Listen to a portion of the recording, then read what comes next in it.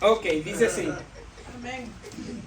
Porque el Hijo de Dios, Jesucristo, que entre vosotros ha sido predicado por nosotros, por mí, Silvano y Timoteo, no ha sido sí y no, mas ha sido sí en Él. Porque todas las promesas de Dios son en Él sí y en Él amén, por medio de nosotros, para la gloria de Dios. Y el que nos confirma con vosotros es Cristo, y el que nos ungió es Dios, el cual también nos ha sellado y nos ha dado las arras del Espíritu en nuestros corazones. Mas yo invoco a Dios por testigo sobre mi alma, que por ser indulgente con vosotros, no he pasado todavía a Corinto. No que nos enseñoremos de vuestra fe, sino que colaboramos para vuestro gozo, porque por la fe estáis firmes. La palabra del Señor está bendecida.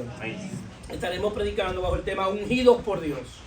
Ungido por Dios. Yo sé que ustedes han escuchado mucho lo que es el ungido de Dios, el ungido de Jehová. Cuidado si tocan al ungido de Jehová y todo eso. Entonces, ahora, ¿qué es ungir? Ungir es vertir aceite sobre la cabeza de alguien o algo para apartarlo para el uso exclusivo de Dios. Eso es lo que significa ungir. Ahora bien, eso se hacía con un aceite llamado el aceite de la unción. Y el propósito era hacerlo santo. Hacerlo santo significa apartarlo para el uso de Dios, porque eso es lo que significa santo, que Dios te aparta para su uso. Entonces también vemos en la Sagrada Escritura que también se ungían los enfermos. Los judíos entendían que el aceite de la unción tenía propiedades para sanar. Por eso vemos en Marcos 6:13 y dice, echaban fuera muchos demonios y ungían con aceite a muchos enfermos y los sanaban. ¿Por qué? Porque utilizaban el aceite también para sanarlo. Entonces, ¿qué sucede? Ahora bien, ungir a algo o a alguien con aceite en el Antiguo Testamento o en el Antiguo Pacto simboliza que la presencia de Dios está con ese objeto, con esa persona que fue ungido. Entonces, para ese propósito se ungía. Ahora bien, los judíos entendían que el aceite tenía propiedades para sanar. Por eso es que nosotros vemos que Santiago dice, en Santiago 5:14, ¿está alguno enfermo entre vosotros? Llama a los ancianos de la iglesia y ore por él, ungiéndolo con aceite en el nombre del Señor, y la oración de fe salvará al enfermo, y el Señor lo levantará, y si hubiere cometido pecado, le serán perdonados. ¿Por qué? Porque ellos entendían que la unción, que simboliza sanidad física, pero también simboliza sanidad espiritual. Es decir, tenía una trascendencia física y espiritual. Y por eso él entiende que debían ungir a los enfermos, porque era una costumbre de los judíos. Y por esa es la razón. Ahora, pero Santiago es claro y dice que lo que va a sanar no es el aceite, lo que va a sanar es la oración de fe, porque eso verdaderamente es lo que sana. Entonces, Santiago todavía está utilizando un contexto de lo que él entendía en ese momento conforme al Viejo Testamento. Ahora bien, en el Viejo Testamento, en la ley, se ungían tres oficios. Se ungían los reyes, los profetas y los sacerdotes. Nosotros podemos ver en las diferentes páginas de las Escrituras cómo se ungió David, cómo se ungió Saúl, de la manera que Dios ordenó a que fuera ungido. ¿Para qué? Para un propósito. Se ungió para que sean reyes, para que gobernaran el pueblo de Israel. Pero también vemos que también se ungían los profetas de vez en cuando. Vemos como Elías unge a Eliseo para que lo sustituya, para que constituya el ministerio, para que continúe el ministerio de Elías. Y de ahí viene lo que Eliseo pide, que le dé una doble porción. Ahora, una doble porción es algo que se ha malinterpretado, porque él quiere que se cree que él está pidiendo más aceite, y lo que él está pidiendo es más propósito, más extenso el ministerio. Por eso vemos que el ministerio de Elías fue más fructífero y más extenso que el de Eliseo, fue más extenso y fructífero que el de Elías. Entonces, también vemos que también se ungen al sumo sacerdote, y vemos una unción específica que tenemos que dar, que tenemos que prestar atención, que es cuando es ungido Aarón. En Levítico 8:12 dice, y derramó el aceite de la unción sobre la cabeza de Aarón, y lo ungió para santificarlo. ¿Por qué? Porque la presencia de Dios, la presencia del aceite en simbología del Espíritu Santo, tenía un efecto de santificación, es decir, que lo santificaba. Y dice en el 13, después Moisés hizo acercarse a los hijos de Aarón y le vistió la túnica, le ciñó con cinto y le ajustó las tiaras con Jehová, como Jehová lo había mandado a Moisés. Vemos que Aarón es apartado como sumo sacerdote y los hijos de Aarón como sacerdotes son apartados para el uso de Dios. Pero el único que es ungido es Aarón. Y vemos que después, vemos entonces que Dios le delega que la unción de Aarón también abarcaba la descendencia de Aarón. Toda la simiente de Aarón también participaban de la unción de Aarón. Pongan atención a esto porque esto tiene una enseñanza. Y esto tiene una enseñanza a manera de tipo, sombra y figura de Cristo. Porque Aarón fue ungido sobre la cabeza. Es decir, entonces, como Aarón fue ungido en la cabeza, la descendencia de Aarón iba a disfrutar de esa unción. Entonces, ¿qué sucede? La unción del Antiguo Testamento no cambiaba el carácter de los hombres. Es decir, que lo que le daba era un poder sobrenatural para operar en el poder del Espíritu. Por eso vemos un David que es ungido como rey, pero a nivel personal, de su carácter personal, cometió muchos errores delante de Dios. Es decir, fue un hombre que se portó prácticamente y bíblicamente como un impío sirviéndole a Dios. ¿Por qué? Porque la unción era dada para él gobernar. Por eso vemos diferentes hombres. Sansón es ungido como juez, pero Sansón tenía un problema de desorden de la sexualidad. Es decir, era un hombre que no podía ver una mujer porque se alojaba. Entonces, ¿por qué? Porque no cambiaba el carácter. Porque la unción en el Antiguo Testamento única y exclusivamente era para servirle a Dios en el poder del Espíritu de Dios. ¿Cuántos están aquí? Amén. Entonces, ahora bien, en la unción en el Antiguo Testamento hay una diferencia abismal de lo que hoy podemos vivir. ¿Por qué? Porque la unción venía y se iba. Es decir, solamente venía cuando ellos iban a ejercer una función dentro del pueblo. Ahora bien, vemos también otro tipo de unción, que es cuando Jesús unge a Juan el Bautista. Jesús unge de manera simbólica a Juan el Bautista. En Lucas 1:39 dice, en aquellos días levantándose María, fue deprisa a la montaña y a la ciudad de Judá, y entró en casa de Zacarías y saludó a Elizabeth. Y aconteció que cuando oyó Elizabeth la salutación de María, la criatura saltó en el vientre y Elizabeth fue llena del Espíritu Santo. Es decir, vemos aquí otra manera de unción. Ahí directamente Jesús ungiendo a Juan el Bautista. Ahora, ¿por qué Juan el Bautista tenía que ser ungido? Porque todo el que iba a ejercer una función tenía que ser ungido por Dios. Pero vemos ahí entonces Dios mismo, Jesús mismo desde el vientre ungiendo a Juan el Bautista. Porque Juan el Bautista era el que le iba a abrir camino a Jesús. Era el que tenía derecho legal para que Jesús pudiera operar en el reino de Dios. Dios no es legalista, pero es legal. Si Jesús no podía salir a predicar y hacer absolutamente nada sin antes Juan el Bautista haberlo bautizado a él. ¿Por qué? Porque era el que le abría las puertas a Jesús en términos espirituales. Tenemos un mundo físico y un mundo espiritual. Todo lo que entra y sale del mundo físico es a través de puertas. Usted abre puertas y cierra puertas. Cada vez que nosotros entramos en una condición de hacer cosas que no es conforme a lo que Dios enseña en su palabra, estamos abriendo puertas, estamos abriendo portales espirituales. Por eso es que muchas veces hay situaciones en nuestra casa, en nuestro trabajo, en la misma iglesia. ¿Por qué? Porque hemos abierto puertas. Y lo que le da legalidad y que abre puertas a las cosas espirituales es el pecado. Es hacer las cosas que no están conforme al reino de Dios, conforme a lo que Dios ha establecido. Y esto sirve mucho para nuestra casa. Sirve mucho para nuestra casa, porque a veces nosotros hacemos cosas en nuestra casa que creemos que son inocentes.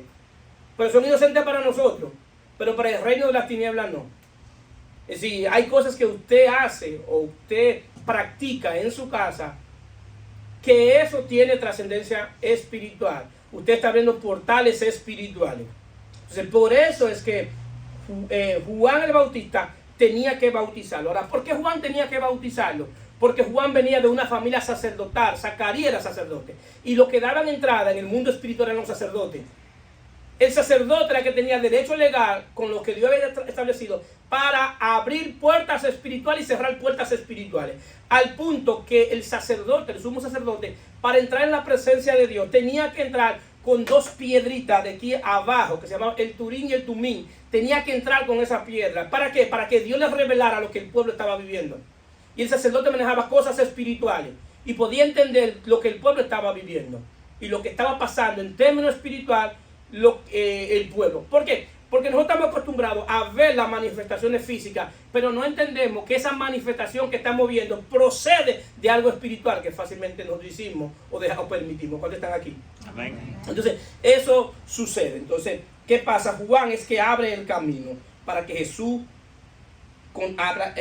comience en el ministerio. Entonces, vemos entonces, cuando Juan lo bautiza, vemos entonces que Jesús es bautizado. Y es bautizado, dice en Mateo 3:16, Jesús después fue bautizado, subió luego del agua, y he aquí los cielos fueron abiertos, y vio al Espíritu de Dios que descendía como paloma y venía sobre él, y hubo una gran voz del cielo que decía, este es mi Hijo amado en quien tengo complacencia. Es decir, Jesús es bautizado, y en simbología es bautizado por el Espíritu Santo, porque la paloma se posó sobre él. La paloma simboliza el Espíritu Santo. En la Biblia la paloma simboliza el Espíritu Santo. El Espíritu Santo es simbolizado como paloma, es simbolizado como fuego y diferentes otras cosas que son símbolos. Entonces, por eso es que Jesús dice cuando fue ungido. Ahora, ¿para qué fue ungido y Jesús? Entonces, aquí vemos lo que se llaman los oficios de Cristo. Cristo tuvo 3 oficios, que eran los oficios que eran ungidos en el Antiguo Testamento. Entonces, Cristo fue rey, fue profeta y fue sacerdote. Entonces, fue ungido para que sea rey, sea profeta y sea sacerdote. ¿Qué es el rey? El rey es ungido para gobernar. Si cuando es ungido para que tenga gobierno, para que ejerza gobierno, y para eso es el rey, para gobernar y para hacer que se cumpla la ley de Dios. Los reyes tenían que velar porque se cumpliera la ley de Dios. Tenían que velar que el pueblo adorara a Dios y no se fuera en pos de dioses ajenos. Por eso es que cuando había establecido el rey también servía como juez. Es decir, que podía juzgar. Y también era dotado de una sabiduría espiritual para ese ministerio. Pero Jesús también es ungido para ser profeta. Profeta no es adivinar el futuro. Profeta es quien habla en el nombre de Dios, que habla lo que Dios está hablando. Aunque de vez en cuando pueda hablar del futuro. Pero el profeta, lo que es profético, porque lo que pasa es que muchas veces, como no estudiamos las escrituras, entendemos que un profeta es el que viene aquí y le dice lo que usted va a pasar mañana. Y lo que va a pasar esto, va a pasar lo otro. No, pero en términos bíblicos, profeta es el que sirve como la voz de Dios para hablar lo que Dios está hablando, para decir lo que Dios está diciendo. Por eso es que nosotros vemos mucha gente que profetizan y profetizan conforme a lo que ya Dios dijo. De lo que Dios dijo en el antiguo pacto, pero no profetizan conforme a lo que Dios ya ha dicho en Cristo Jesús. Es decir, cuando usted viene aquí a predicar la palabra de Dios y a predicarle a Cristo a la gente, usted está profetizando. ¿Por qué? Porque el profeta es hablar lo que Dios está diciendo, y lo que Dios está diciendo ahora es, en este momento, lo que Dios quiere es que creamos en su Hijo. Eso es lo que Dios está diciendo, que nosotros creamos lo que Dios ya hizo en su Hijo. Es decir, que muchas veces aquí que yo he predicado, he ejercido más proféticamente que muchísimos profetas que andan por ahí diciendo disparate. ¿Por qué? Porque eso es lo profético, decir y hablar la palabra de Dios. Y también tenemos el oficio de sacerdote. El profeta representaba a Dios delante del pueblo. Entonces, cuando Jesús aparece, es representando a Dios delante del pueblo y diciéndole a la gente lo que Dios estaba diciendo. Y lo que Dios le estaba diciendo, por eso Jesús decía, oíste que fue dicho, mas yo digo. Jesús estaba diciendo, ustedes oyeron en la ley que Dios dijo esto, mas yo digo. Jesús está diciendo, yo estoy diciendo una ley que es la que va a gobernar ahora. Sí, no es gobernar lo que Dios dijo bajo la ley, es gobernar lo que yo estoy diciendo. Si yo estoy estableciendo el orden ahora en adelante, que lo que ustedes deben creer es lo que yo estoy diciendo. No es que lo que se dijo estaba mal, sino que lo que yo estoy diciendo es superior a lo que ya se dijo cuando están aquí. Entonces eso es lo que Jesús está diciendo. Oíste que fue dicho, mas yo digo. Entonces él está estableciendo Y es lo que se llama en ese momento que él estaba estableciendo lo que se llama la verdad presente. La verdad presente es la verdad que gobierna un pacto, es la verdad que se establece para gobernar.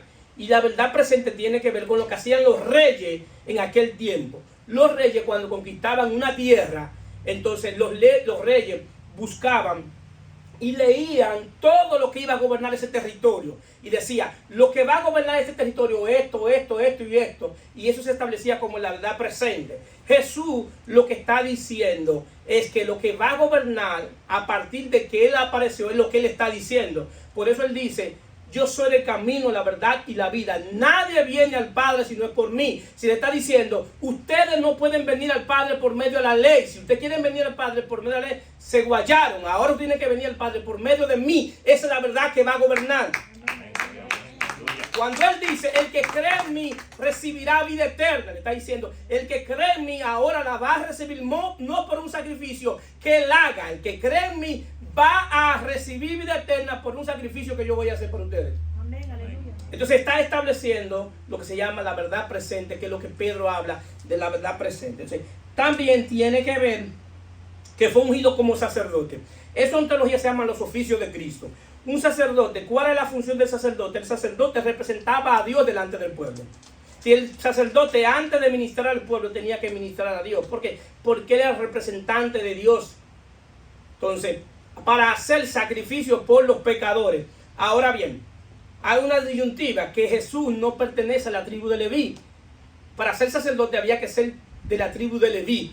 Pero Jesús pertenece bajo otro orden sacerdotal, que es bajo el orden de Melquisedec. Rey de justicia, rey de Salem. Es un sacerdocio eterno. Es un sacerdocio que no es terrenal, es celestial. ¿Por qué? Porque es un sacerdote que no es de la tierra. Y eso lo pudo ver Abraham. Abraham pudo ver cuando vio a Melquisedec. En el momento de Abraham, el representante más alto que Dios tenía en la tierra era Abraham. Era la voz autorizada para hablar de parte de Dios en la tierra. Pero cuando Abraham ve a Melquisedec, vio a uno superior que él. Vio a uno que no era terrenal, que era celestial. Por eso él le da los diezmos a Melquisedec. ¿Y qué le da a Melquisedec? Pan y vino, la cena del Señor. La cena del Señor es pan y vino, y eso le dio a Melquisedec. ¿Por qué? Porque era un tipo, sombra y figura de Cristo, lo que se llama teofanía o cristofanía en teología. Entonces un sacerdote venía a hacer sacrificio para el perdón de los pecados. Pero Jesús es un sacerdote totalmente diferente. ¿Por qué? Porque Jesús no era un sacerdote que iba a buscar un cordero para hacer sacrificio, ni había que llevarle un cordero, sino que él mismo se hizo cordero. Es un sacerdote diferente. Y de ahí es el concepto de Jehová Jireh. ¿Por qué? Porque Jehová Jireh es el Dios que se provee a sí mismo. Es decir, Dios te pedía un cordero, pero Él mismo te proveía el cordero. En Dios, Él mismo se hizo el cordero, Él mismo proveyó el cordero. Y de ahí es el concepto de Jehová Jireh, el Jehová que se provee a sí mismo. ¿Para qué? Para el perdón de nuestros pecados. ¿Cuántos lo creen? Amén. Y eso es lo que estamos viendo. Entonces, ¿qué sucede? Cuando nosotros vemos esa unción que es ungido como rey, como profeta y como sacerdote, y por eso es que Jesús dice en Lucas 4:18, el Espíritu del Señor está sobre mí, por cuanto me ha ungido para dar buenas nuevas a los pobres, me ha enviado a sanar a los quebrantados de corazón, a pregonar a libertad a los cautivos y vistas a los ciegos, y poner en libertad a los oprimidos, y a condenar a los pecadores. No. Esa es la razón que Jesús no condenó a los pecadores, porque Él no vino a condenar. Por eso Él dice, yo no he venido a condenar al mundo, sino a salvarlo. Y trae un mensaje de buenas nuevas. Trae un mensaje de esperanza. ¿Para quiénes? Para aquellos que estaban oprimidos. Para aquellos que estaban ciegos. Para aquellos que estaban con el corazón quebrantado. Para aquellos que eran pobres de espíritu. Entonces, el Espíritu del Señor estaba sobre él. Nosotros damos cuenta cómo Dios hace las cosas de manera legal. Porque Jesús en su naturaleza no tenía pecado. No tenía pecado porque era Dios mismo encarnado. Es decir, que como Dios y bajo su naturaleza podía hacer todo lo que Él dice hacer. Pero Él dice que lo hace bajo el poder del Espíritu. Y tenía legalidad y autoridad por la vida que vivió para hacerlo por su propia naturaleza. Y él opta a hacerlo conforme al poder del Espíritu. ¿Por qué? Porque esto ahora es que nosotros ahora podemos entender como iglesia que cuando el Espíritu de Dios opera en la iglesia, podemos hacer todo lo que Jesús hizo. Amén. En términos espirituales. Amén. Es decir, que nosotros podemos darle una palabra, un mensaje de esperanza a los quebrantados de corazón, a los humildes de espíritu, a los que están oprimidos, y podemos darle palabra a aquellos que están ciegos. ¿Para qué? Para que puedan ver. Amén. Porque la única manera que alguien puede ver y entender es si el Espíritu de Dios hace una obra en él. Amén, aleluya. Y esa es la razón por la que nosotros tenemos que estar claros y seguros de dar un mensaje correcto del Evangelio. Y si nos damos cuenta, el principio de la predicación de Jesús es arrepentido y creer en el Evangelio. Esa es la primera predicación de Jesús. Ahora, ¿por qué Él pide que se arrepientan? Metanoia, cambia tu manera de pensar. Y después dice, arrepentido y creerte en el Evangelio. ¿Por qué? Porque tú no puedes creer en el Evangelio si antes no te arrepientes. Si tu manera de pensar no cambia, tú no vas a poder creer en el Evangelio. Y vamos a estar viendo la iglesia como una entidad física. La iglesia no es una entidad física, es una entidad espiritual. Amén. ¿Cuántos lo sabían? Amén. Aunque ustedes no vean físicamente, es una entidad espiritual. Y lo que nosotros hacemos en términos espirituales aquí, lo que hacemos, lo que cantamos, lo que decimos, lo que enseñamos, tiene una trascendencia espiritual. Amén. Tiene una aún lo que cantamos tiene una trascendencia espiritual. ¿Por qué? Porque muchas veces cantamos cosas que no conforman a lo que la Biblia enseña. Decimos cosas que Dios nunca ha dicho. Y decimos cosas que Dios le dijo a alguien una vez y lo establecemos que es para la iglesia. La iglesia debe cantar lo que Dios ha revelado después de la cruz. Amén. Después de la cruz. ¿Por qué? Porque mi realidad no fue lo que vivió Moisés ni Jacob. Mi realidad es Cristo. Amén. Es Cristo mi realidad hoy. Y esa es la verdad que yo tengo que cantar. Y eso es cantar en espíritu y en verdad. Amén. ¿Por qué? Porque cantar en espíritu y verdad es cantar la verdad de Dios que me sanó, que me libertó, que me salvó. Y esa es la verdad que yo tengo que cantar hoy. Amén. Y es la verdad que debe escuchar mi alma. Amén. No es lo que ellos cantaron. ¿Por qué? Porque ellos cantaron a un Dios que estaba afuera. Nosotros cantamos a un Dios que está dentro. Amén. Ellos cantaron a un Dios que estaba lejano. Nosotros estamos cantando a un Dios que está cercano. Amén. Ellos estaban cantando a un Dios que le dio una promesa. Nosotros estamos cantando a un Dios que le dio una herencia. Bendito sea su nombre. Bendito sea su nombre. Entonces, aún hasta la manera de cantar tiene que ver con lo que es el Evangelio. El entendimiento de la gente, tú lo puedes identificar con lo que canta. Por eso hay muchas canciones que en vez de alegrarte en la iglesia te deprimen. Y vemos gente en la iglesia cantando cosas que lo que alimenta su alma y no libera su espíritu. Y salen de aquí llorando, pero no arrepentidos ni convertidos. Porque allá afuera sí quedan igualitos. ¿Por qué?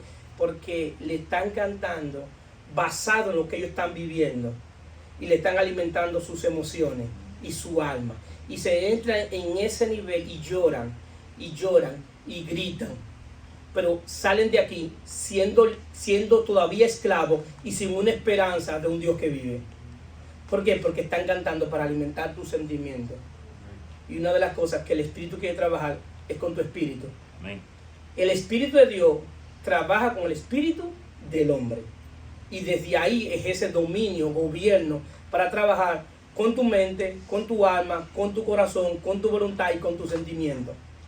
Y una de las cosas que hasta que usted no aprenda a trabajar con sus emociones y sus sentimientos, usted va a ser un niño espiritual. Un bebé espiritual. ¿Por qué? Porque no lo va a gobernar el Espíritu de Dios, sino los sentimientos y las emociones. Inmediatamente tus emociones están bajas. Ese día tú no quieres servirle a Dios. Pastor, ¿y por qué no quiero servirle a Dios? Porque mis emociones hoy me dicen que no le sirvo a Dios. Ahora, cuando yo tengo un pleno entendimiento de lo que es la palabra de Dios, no importa lo que yo estoy viviendo, el único camino que me quede es servirle a Dios y adorarlo. Es el único. Es el único. Amén. Amén. Bendito sea su nombre. Entonces, ¿qué pasa? En el nuevo pacto, el ungido es Jesús. Es Jesús el ungido. Eso es algo que tenemos que entender. Sí. En el nuevo pacto, quien se unge es Jesús. Y Hechos 2:36 dice: sepa pues ciertamente toda la casa de Israel que a este Jesús a quien vosotros crucificaste, Dios lo ha hecho Señor y Cristo. Él es Señor de la nueva creación, del nuevo hombre creado en Cristo Jesús. Amén. Pero Él es ungido porque Cristo significa ungido. Si Él es ungido, entonces, ¿para qué Él es ungido?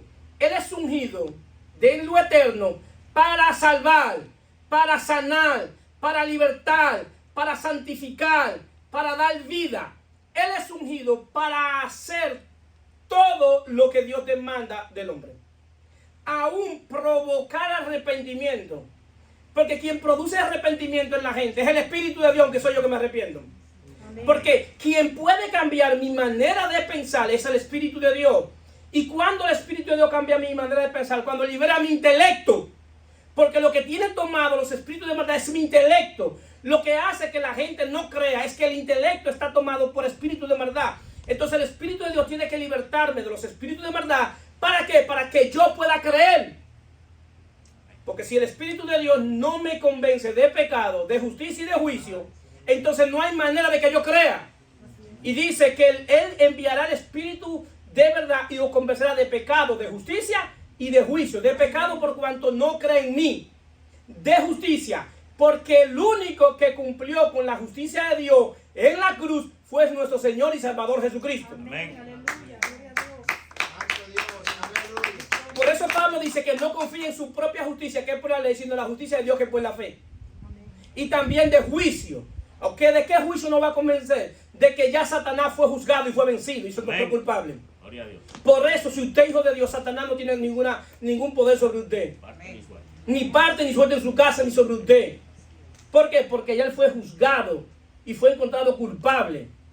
Entonces ya el acta que no era contraria ya fue arrebatada. El acta que le entregó a Adán en el Edén, Cristo se la quitó a Satanás en la cruz. Bendito sea su nombre. Amén. Gloria a Dios. Aleluya. Entonces, como hijo de Dios, entonces él es ungido para eso. Entonces nosotros ahora como cristianos nos llamamos, el término cristiano significa pequeños ungidos. Entonces, ¿qué sucede? En Hechos 1:8 dice: pero recibiráis poder cuando haya venido sobre vosotros el Espíritu Santo, y me seréis testigos en Jerusalén, en toda Judea, en Samaria y hasta los últimos de la tierra. Jesús le está dando una promesa que le va a enviar el Espíritu Santo. Entonces, hay una promesa de la unción del Espíritu Santo, pero con un propósito. El propósito de que el Espíritu Santo viene a nosotros tiene un propósito, y es que ser testigo de Cristo, testigo de su obra. Y podemos ser testigos de su obra con el poder del Espíritu Santo, que es el poder que usa para libertar, para hacer milagros, para libertar de demonios en términos espiritual, que es por el poder del Espíritu Santo. Entonces, ese es el poder que opera desde afuera. Pero hay un poder interno para ser testigo. Es que ahora en el nuevo pacto el Espíritu de Dios quiere cambiar nuestro carácter y hacernos como Cristo, manso y humilde. Entonces quiere cambiar nuestro carácter para ser manso y humilde. Entonces ahora vemos en este tiempo entonces que el Espíritu de Dios ya viene a ser ya una obra interna, que no se hacía en el antiguo pacto, viene a ser una obra interna dentro de nosotros. ¿Para qué? Para poder ser testigos. ¿Cuántos están aquí? Amén. ¿Testigo de quién? De Cristo. Entonces, ¿qué sucede? Dice en Hechos 2:1: cuando llegó el día del Pentecostés, estaba todos unánimes, juntos, y de repente vino del cielo un estruendo como de un viento recio que soplaba, el cual llenó toda la casa donde estaba sentado, y se le aparecieron lenguas repartidas como de fuego, asentándose sobre cada uno de ellos, y fueron todos llenos del Espíritu Santo, y comenzaron a hablar en otras lenguas, según el Espíritu le daba que hablase. Ahí vemos el día del Pentecostés. Ahora bien, el Espíritu Santo llega el día del Pentecostés. Nos damos cuenta, ese día del Pentecostés sucedió algo. Jesús había sido hecho Señor y Cristo. Y fue en términos simbólicos, en términos eternos, he derramado una unción sobre él después de la muerte y la resurrección. Ahora, ¿cómo yo sé que eso sucedió? Porque él es hecho Señor y Cristo, es ungido. Pero ahí nos podemos dar cuenta que en el día del Pentecostés se cumple lo que dice David en el Salmo 1:33. David vio por el Espíritu algo que iba a suceder el día del Pentecostés. Y David dice de esta manera, Salmo 133, mirad cuán bueno y cuán delicioso es habitar los hermanos juntos en armonía. ¿Quiénes estaban juntos en armonía? La iglesia el día del Pentecostés. Dice, y como el buen óleo sobre la cabeza, el cual desciende sobre la barba de Aarón y baja hasta el borde de su vestidura, como el rocío de Hermón, que desciende sobre los montes de Sión, porque allí envía a Jehová bendición y vida eterna. Ese Salmo 1:33, David estaba viendo por el Espíritu lo que iba a pasar con Cristo, que simboliza lo que sucedió con Aarón, que Aarón fue ungido en la cabeza y la unción bajaba por su barba y cubría todo el cuerpo. Bueno, eso fue lo que pasó con la iglesia. Cristo fue ungido como Cristo, como Mesías para salvar. Jesús ungido como Cristo, como Mesías para salvar. Y le ungen la cabeza y entonces la unción desciende sobre el cuerpo. ¿Quién es el cuerpo de Cristo? La iglesia. Lo mismo que pasa con Aarón, pasa hoy con la iglesia. Por eso la unción que nosotros tenemos es la unción de Cristo, la unción del Santo. Es decir, que nosotros somos ungidos por estar en Cristo. Amén, gloria a Dios. Amén. Entonces, baja sobre la barba. ¿Qué simboliza la barba en la Biblia? Sabiduría e inteligencia. Por eso la iglesia tiene la capacidad de tener la sabiduría y la inteligencia de Cristo, porque la unción que desciende es la de él, la de su barba, cuando están aquí, en términos figurativos. Entonces, nosotros hoy tenemos la unción de Cristo porque somos el cuerpo. Y por eso es que él dice en ese salmo, y dice, porque desciende sobre los montes de Sión, porque de allí envía Jehová bendición y vida eterna. Es decir, que la unción que hoy tenemos, que es la unción de Cristo, es lo que nos da la vida eterna. Y por eso que tenemos vida eterna en él. Y por eso es que somos bendecidos con todas bendiciones espirituales en lugares celestiales en Cristo. En Cristo es por estar unido a Cristo. Entonces, vemos ahí el Salmo 1:33 cumpliéndose el día del Pentecostés, porque Cristo es ungido como cabeza para que el cuerpo disfrute de su unción. Entonces, nosotros tenemos la unción de Cristo. Entonces, ¿qué pasa? La unción de Cristo nos hace participantes de su naturaleza y dignidad. Para Dios, hoy nosotros somos lo que su Hijo es. Sí, es más, lo que nosotros podemos ser es porque estamos en Él. Si podemos ser hijos es porque tenemos el espíritu del Hijo. Eso es lo que me hace hijo de Dios, tener el espíritu del Hijo. Amén. Si somos santos es porque el Hijo me santifica. Si podemos andar en luz es porque el Hijo es luz. Si podemos andar en verdad es porque el Hijo es la verdad. Si podemos andar en el camino es porque el Hijo es el camino. Todo lo que somos es porque estamos en Él. Entonces, todo lo que Dios prometió, dice Pablo, que ahora es sí y amén en Cristo. Lo que para ellos era una promesa, en Cristo es una herencia. Amén. Vemos cristianos pidiendo cosas que ya tienen. ¿Por qué? Porque no han entendido lo que es estar en Cristo. El mayor problema de la iglesia, no es falta de ayuno, ni de oración, ni de venir, es falta de entendimiento. Porque no entienden lo que leen. Por eso Felipe le dijo al eunuco, entiende lo que lee, y que él dice, ¿cómo voy a entender si nadie me enseña? ¿Por qué? Porque si usted viene a la iglesia, tiene que venir con una actitud de aprender. Porque si usted no viene con una actitud de aprender, entonces usted nunca va a aprender. Y el que le enseña, si fue ungido para enseñar, no es él que te está enseñando, es el Espíritu de Dios a través de él. ¿Cuántos están aquí? Amén. Aleluya, amén. ¿Por qué? Porque eso es la unción del Espíritu de Dios. Te capacita para tú ejercer la función en el don que Dios te llamó. Entonces, Hoy nosotros tenemos la dignidad de lo que Dios es, de lo que Cristo es.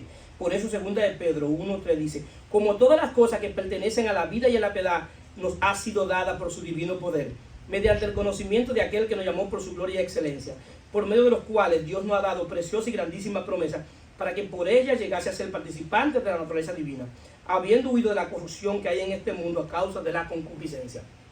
El Espíritu de Dios, cuando somos ungidos por el Espíritu de Dios, hay algo que sucede dentro de nosotros en términos espirituales. Y es una lucha interna que está correlacionada con lo que la hermana leyó en Romanos 8. Que hay una lucha entre el espíritu y la carne.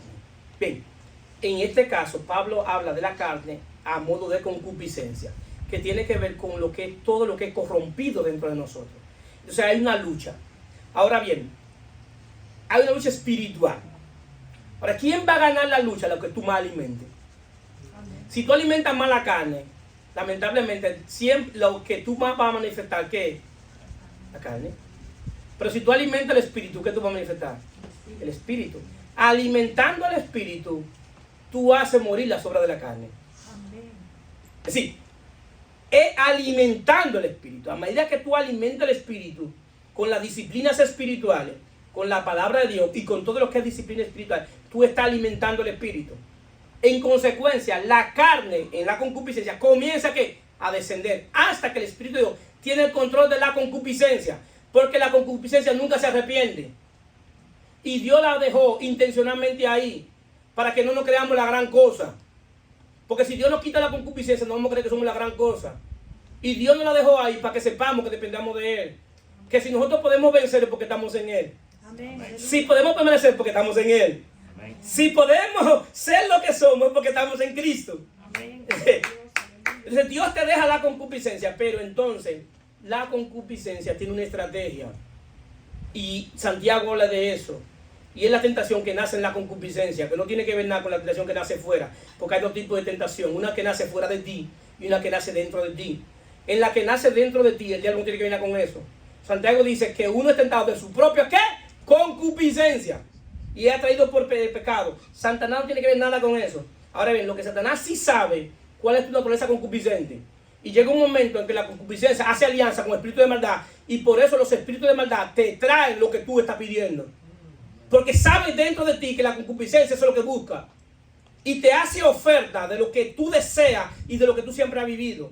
Y te hace oferta en el momento tú más vulnerable. Y ¿por qué viene tu oferta en este momento? ¿Por qué? Porque la concupiscencia, como pertenece a la naturaleza caída, pertenece al infierno, como la concupiscencia, hace alianza con el espíritu de maldad, con los espíritus del infierno. Y por eso llega un momento en que tú estás siendo tentado desde adentro y desde afuera están ofreciendo lo que tú estás pidiendo desde adentro. Porque esas tentaciones son dentro de ti, tú mismo las permitiste. Ahora bien, ¿cómo yo puedo entonces vencer esta tentación? Lo que yo necesito es constantemente alimentar el Espíritu de Dios. Por eso la disciplina espiritual no es cosa de un día, es de todos los días. ¿Por qué? Porque tú no sabes el día que la concupiscencia te va a hacer una mala jugada. Existe, y después de eso lo voy a predicar, lo que se llaman las paradas del infierno. Y el infierno tiene 3 y 4 paradas para ya hacerte caer. El infierno no te agarra en un día. Él planifica un calendario, cómo hacerlo, y sabe los días que tú estás vulnerable, los días que tú espiritualmente estás débil, los días que tú emocionalmente estás desequilibrado, desequilibrada, y ese día es que viene la oferta. ¿Y cómo él lo sabe? Porque existe lo que se llama la parada del infierno. Son 3, la misma parada que Satanás le hizo a Jesús en la tentación, 3 paradas le hizo. Y en ninguna de las 3 la pudo vencer. Pero después de eso, no tanto así, le hizo otra parada con Pedro para que no fuera a la cruz. Así que esto es una lucha constante, que hay que estar con los ojos abiertos para que nosotros podamos entender las cosas que son espirituales. Hay cosas que ustedes no van a entender, pero el día que ustedes la vivan, vengan de mí. Porque hasta que ustedes no la vivan, no la van a entender. Entonces, la unción del Espíritu de Dios ahora, somos ungidos y viene como un depósito. Segunda de Timoteo 1:14 dice, guardad el buen depósito por el Espíritu Santo que mora en vosotros. Es decir, que el Espíritu Santo ahora viene como un depósito y está dentro de nosotros. Pero ese depósito que usted tiene es de la vida de Dios. Entonces, todo lo que usted necesita para servirle a Dios, yo lo deposito en su espíritu. Ya usted lo tiene en su espíritu. Ahora lo que usted tiene que aprender, ¿qué es lo que usted tiene en su espíritu? ¿Qué fue lo que usted recibió el día que usted fue salvo? Usted lo que recibió fue vida en el espíritu. Y ahora por medio de esa vida usted le va a servir a Dios. Antes éramos alma viviente. Y el alma viviente tiene que servirle a Dios viendo las cosas que están afuera. El espíritu vivificante le sirve a Dios viendo lo que no se ve con los ojos físicos, sino con los ojos espirituales. Entonces, por eso el que es espíritu vivificante es extraño para los ojos naturales o del hombre natural. Porque el espíritu que tiene vida en el espíritu ve cosas que los demás no ven. ¿Por qué? Porque lo ve con los ojos del espíritu. Y mucha gente se puede encontrar extraño de algo que se hace, pero usted quizás lo está viendo con los ojos físicos. Pero aprende y diga a Dios, ábreme los ojos espirituales para yo ver con los ojos espirituales. ¿Por qué? Porque eso no es exclusivo del pastor, eso es exclusivo del cuerpo. Todos los que están aquí tienen la capacidad para ver en el espíritu lo que Dios está haciendo, lo que Dios quiere hacer y lo que Dios ha hecho. Sí, porque no es exclusivo del ungido de Jehová, porque en el nuevo pacto no hay el ungido de Jehová. Ahora el ungido es Cristo y todos somos ungidos porque estamos en Él. ¿Cuántos están aquí? Amén. Así que todos los que estamos aquí, que tenemos el depósito del Espíritu de Dios, estamos en la capacidad de operar en las cosas que son del Espíritu. ¿Cuándo dicen amén? Amén. Entonces, Juan 3:13, el que recibe su testimonio, este atestigua de que Dios es veraz. Porque el que Dios envió, las palabras que Dios habla, pues la palabra de Dios habla, pues Dios no da el Espíritu por medida. ¿Sí? Aquí vemos entonces que el Espíritu Santo no viene por medida. ¿Qué implica? Que yo no tengo más espíritu que usted, ni usted tiene el espíritu más que yo. Yo lo que tengo una función. Sí. Ahora bien, ¿cómo se testifica que alguien tiene el Espíritu de Dios? Que habla la palabra de Dios. Y creemos, porque nos han enseñado que la unción es desbaratar banco y correr de desbaratar banco. Y creemos que la unción es comenzar a dar vueltas y tirar agua, excepto todas esas cosas. Yo las respeto. Y dicen, ahí está el Espíritu de Dios, ahí está la unción de Dios. Y ese predicador tiene unción. ¿Y por qué tiene unción? Porque la gente estaba desbaratando los bancos. No, eso no enseña la Biblia. La Biblia enseña que el que tiene la unción de Dios habla la palabra de Dios. Amén. Esa es la evidencia más clara de que alguien tiene la unción del Santo, que habla la palabra de Dios. No otra palabra, es la de Dios. Entonces, esa es la evidencia de que alguien tiene unción. Para que no me digan, como me dijo la gente, ese predicador tiene unción. No, tú no has entendido lo que es la unción. Primera de Juan 2:27. Pero la unción que vosotros recibiste de él permanece en vosotros y no tenéis necesidad de que nadie os enseñe. Así como la unción misma os enseña todas las cosas y es verdadera y no es mentira. Según ella os ha enseñado, permanecer en él. Ahora es diferente. La unción que recibimos permanece en nosotros. Y Juan dice eso porque la unción, como venía y se iba, ahora permanece en nosotros. Entonces, la misma unción, que es la presencia de Dios en nosotros, nos enseña. El Espíritu de Dios viene para enseñarnos y está capacitado para enseñar cosas divinas, la divinidad de Dios, cosas celestiales. El Espíritu de Dios quiere enseñarte cosas espirituales, porque las naturales nosotros las aprendemos por sí solas. Tú no necesitas el Espíritu de Dios para entender cosas naturales, pero para entender cosas que son del Espíritu necesitamos que el Espíritu de Dios nos enseñe. Entonces el Espíritu de Dios quiere ejercitarnos en las cosas espirituales para entender las cosas espirituales, para ver con los ojos del Espíritu, para ver las diferentes manifestaciones. ¿Por qué? Porque el Espíritu te quiere enseñar y está dispuesto a hacerlo. Ese es su trabajo y le está complacido en hacerlo. Le está complacido en hacer este tipo de cosas, enseñando las cosas espirituales. Entonces, la unción es la presencia, nos capacita para el ministerio. El Espíritu es el arra, es la garantía, es el pago inicial para obtener algo. Y Pablo dice que el Espíritu Santo es el arra de la posesión adquirida. Es decir, quien garantiza la salvación en nosotros es el Espíritu Santo. Quien garantiza que tú permanezcas es el Espíritu Santo. Quien garantiza que nos vamos a ir con Cristo es el Espíritu Santo. Amén. Quien garantiza que vamos a resucitar es el Espíritu Santo. Quien garantiza que vamos a estar en la presencia de Dios es el Espíritu Santo. ¿Por qué? Porque ya Jesús pagó el pago inicial. Amén. Bendito sea su nombre. Gloria a Dios.